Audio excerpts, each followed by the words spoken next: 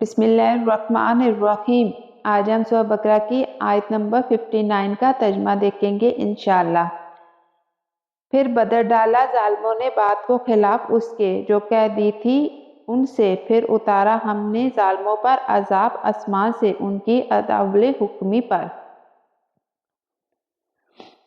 اللہ تعالیٰ ہمیں یہ سمجھاتے ہیں کہ نافرمانی کا انجام ہمیشہ نقصان ہوتا ہے۔ بنی اسرائیل کو حکم دیا گیا تھا کہ عاجزی سے داخل ہو، لیکن انہوں نے حکم کو بدل دیا۔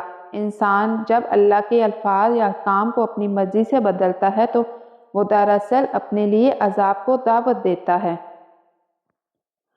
اللہ کی بات میں برکت ہے، لیکن جب ہم اس میں تبدیلی لاتے ہیں تو وہ برکت ختم ہو جاتی ہے۔